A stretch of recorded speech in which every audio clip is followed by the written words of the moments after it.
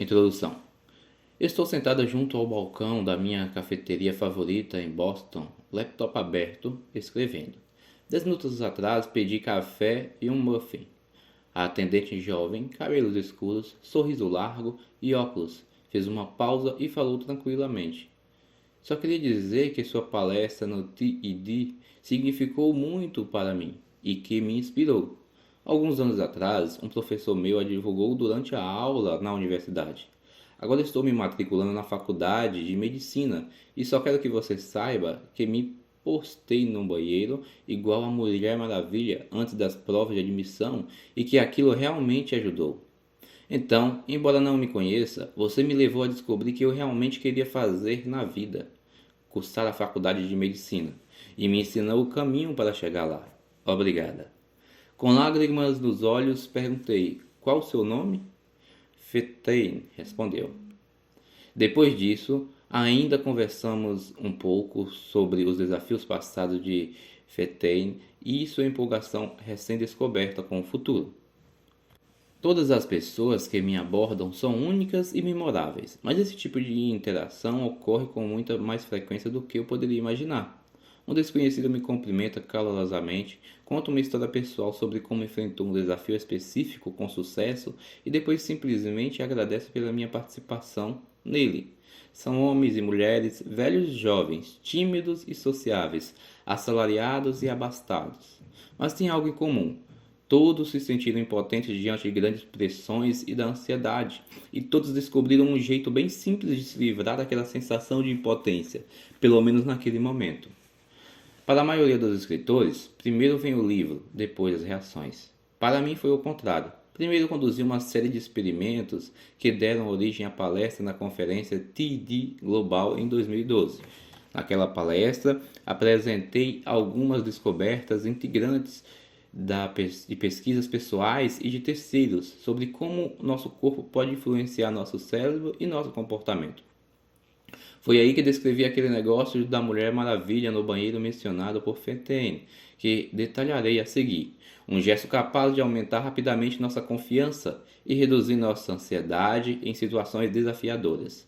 Também compartilhei minhas batalhas pessoais contra a síndrome do impostor e como aprendi a me induzir e me sentir realmente me tornar mais confiante. Referi-me a esse fenômeno como finja até virar verdade. Com certeza, aqueles temas eram importantes para mim, mas eu não sabia se teria repercussão na plateia. E então, imediatamente após o vídeo de 21 minutos da palestra ser postado na internet, comecei a receber feedback das pessoas que ouviram. Claro que assistir a minha palestra não forneceu a Fetane nos conhecimentos dos quais ela necessitava para sair bem nas provas.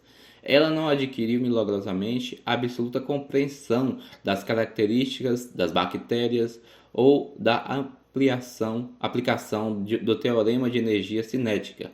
Mas minhas palavras talvez a tenham libertado do medo que a impedia de expressar as coisas que sabia. A sensação de impotência nos engole, levando junto tudo aquilo em que acreditamos, que sabemos e sentimos. Encobre quem somos, tornando-nos invisíveis. Chega até a nos alienar de nós mesmos. O contrário da impotência deve ser poder, certo? Em certo sentido é verdade, mas não é simples assim. As pesquisas que venho fazendo há anos agora se juntam a um grande corpo investigativo a respeito de uma qualidade que denomino presença. A presença advém de acreditar e confiar em si, em seus sentimentos, valores e habilidades reais e genuínos. Isso é importante porque, se você não confiar em si, como os outros poderão confiar? Não importa se estamos falando diante de 2 pessoas ou de 5.000, sendo entrevistado para o emprego, negociando um aumento ou vendendo uma ideia de negócio a investidores em potencial. Falando por nós ou por terceiros, todos vivemos momentos intimidantes que precisam ser encarados com equilíbrio se quisermos alcançar satisfação e progredir em nossa vida. A presença nos permite crescer para estar à altura desses momentos. O caminho que levou para aquela palestra e essa descoberta revolucionária foi tortuoso, para dizer o mínimo, mas o seu começo é bem nítido. Consigo me lembrar com clareza das cariculturas e dos recados carinhosos deixados pelos meus amigos nos quadros de avisos. Estou no segundo ano da faculdade. Acordo no quarto de hospital e olho em volta. Cartões e flores por todos os lados. Estou exausta, mas também ansiosa e agitada. Mal consigo manter os olhos abertos. Nunca me senti assim. Não entendo o que acontece, mas me falta energia para tentar compreender. Adormeço. A situação se repete, muitas vezes. Minha última lembrança clara, antes de acordar no hospital, era de estar viajando de Missoula, Montana, até Boulder, Colorado, na companhia de duas amigas com quem eu dividia o apartamento. Havíamos ido a Missoula para ajudar a organizar uma conferência de alunos da Universidade de Montana e visitar amigos. Deixamos Missoula no início da noite de um domingo.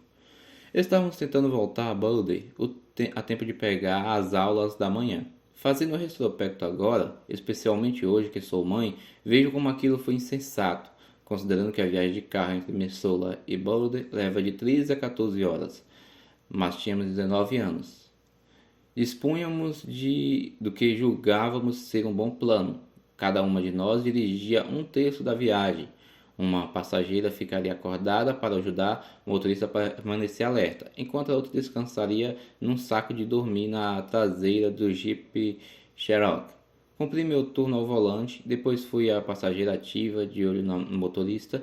Eu adorava as pessoas que estavam comigo, adorava a vastidão do oeste, adorava o descampado. Nenhum farol para nos ofuscar na rodovia. Aí chegou minha vez de dormir no banco traseiro. Conforme fiquei sabendo mais tarde, eis o que aconteceu. Minha amiga estava dirigindo no pior turno, aquela hora da noite em que sente que é a única pessoa acordada no mundo inteiro. Não apenas estávamos no meio da noite, como estávamos no meio da noite, no meio do estado de Wyoming. Muito escuro, muito vasto, muito solitário. Pouca coisa para manter você acordado. Lá pelas 4 da madrugada, a amiga que dirigia saiu da estrada. Ao passar pelo sinalizador no acostamento, deu uma guinada na direção oposta. O carro capotou várias vezes. As meninas no banco da frente estavam usando o cinto de segurança. Eu que dormi atrás fui ejetada. O lado direito da minha testa bateu na estrada. Sofri uma lesão cerebral traumática, mais especificamente, sofri uma lesão axonal difusa, LED. Numa LED, o cérebro é submetido à chamada tensão de cisalhamento, que geralmente ocorre devido a uma aceleração rotacional grave, algo bem comum em acidentes de carro. Imagine o que acontece no desastre automobilístico em alta velocidade. Com a mudança súbita e extrema de velocidade ou no impacto, seu corpo para abruptamente, mas seu cérebro continua a se mover e às vezes até gira dentro da caixa craniana, coisa que não deveria fazer, e pode colidir contra as paredes do crânio. A força do impacto da minha cabeça na estrada, fato que causou uma fratura craniana, também não ajudou. O cérebro foi feito para existir no espaço seguro, protegido pelo crânio e amortecido por diversas membranas finas, chamadas meninges, e pelo líquido cefalorraquidiano. O crânio é amigo do cérebro, mas os dois nunca devem se tocar.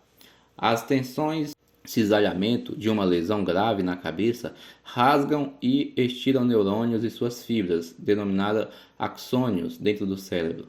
Assim como fios elétricos, os axônios são isolados por um revestimento protetor que se chama bainha de mielina. Mesmo que o axônio não seja danificado, o dano da bainha de mielina pode reduzir significativamente a velocidade em que as informações viajam de um neurônio para outro.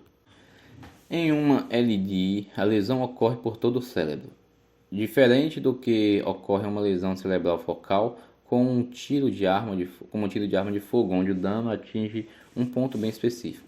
Tudo que o cérebro faz depende da comunicação entre os neurônios. Quando o neurônio por todo o cérebro estão danificados, sua comunicação inevitavelmente fica prejudicada. Assim, quando você sofre uma LDI, nenhum médico irá lhe dizer: bem, a lesão se deu na região motora, portanto você terá problemas com os movimentos. Ou, é na região da fala, você terá dificuldades para elaborar o processo e processar a fala. Eles não saberão se você vai se recuperar, até que ponto se recuperará, as quais funções cerebrais serão afetadas. Sua memória ficará prejudicada, suas emoções, seu raciocínio espacial, sua coordenação motora fina. Considerando o pouco que se entende sobre LDIs, as chances de um médico fornecer um prognóstico preciso são pequenas.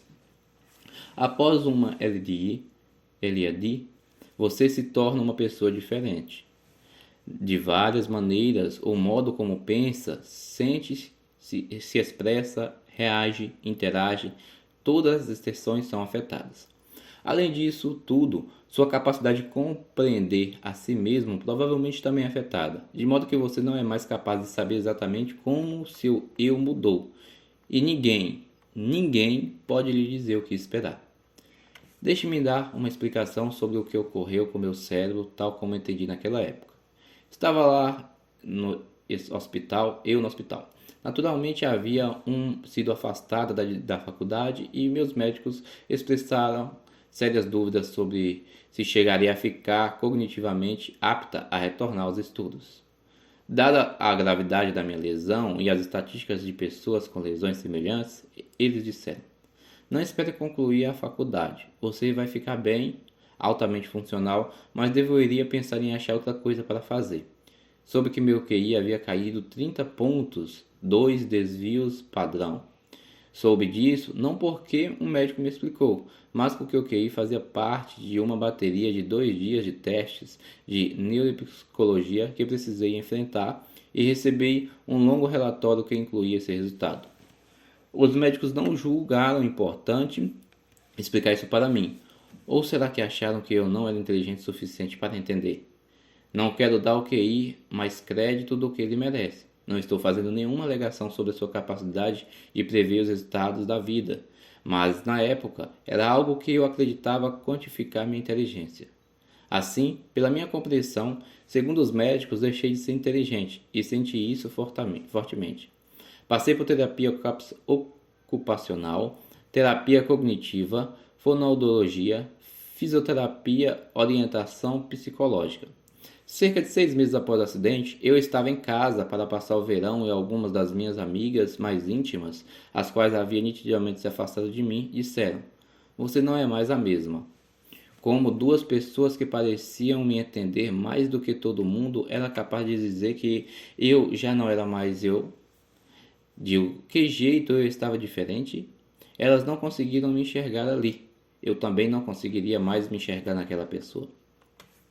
Uma lesão na cabeça deixa você confuso, ansioso e frustrado.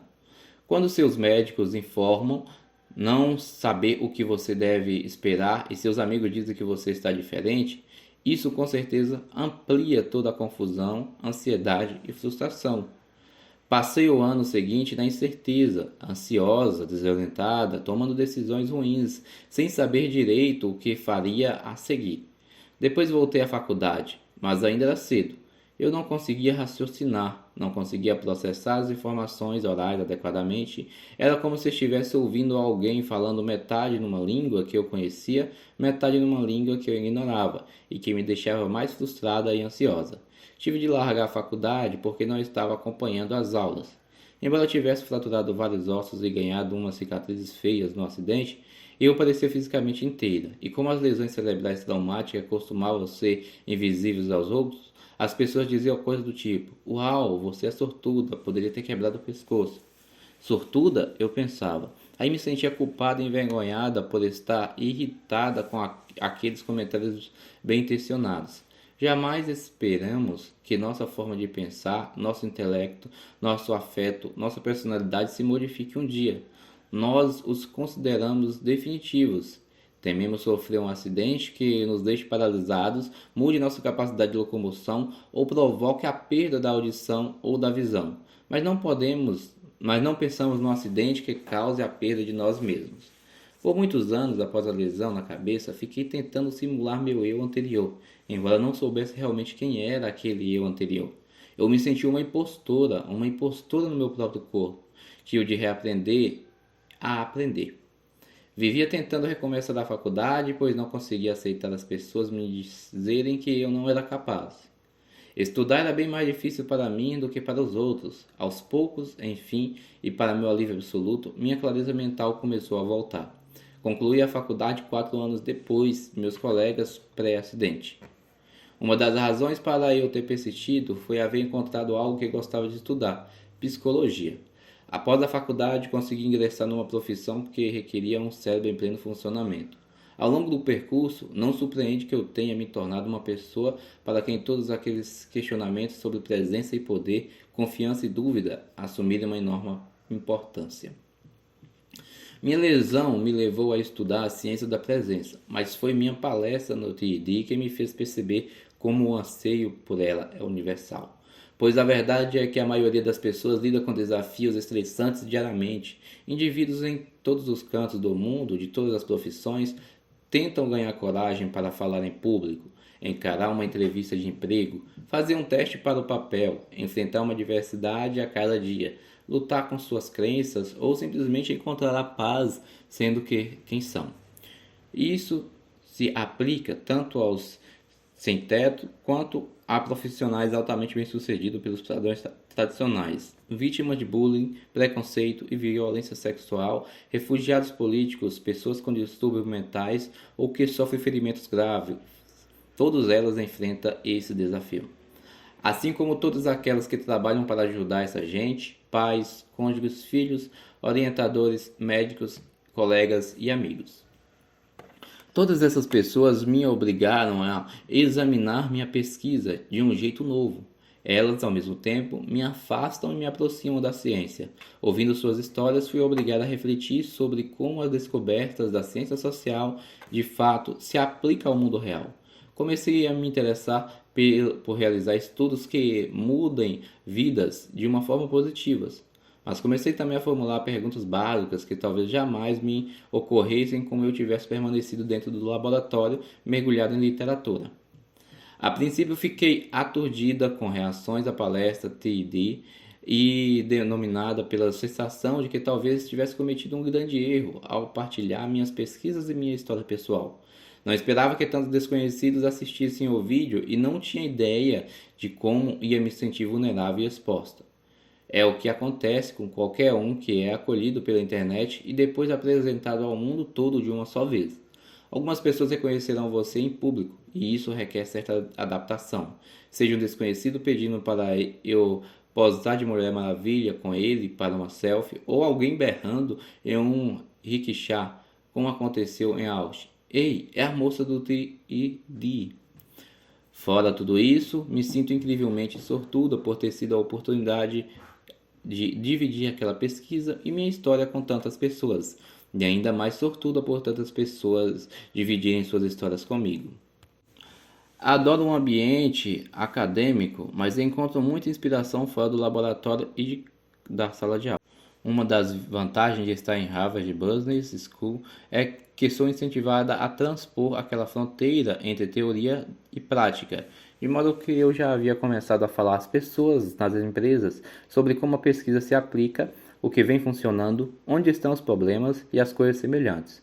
Mas não previ que aquele mundo de desconhecidos atenciosos se abriria para mim depois que a palestra TED foi postada.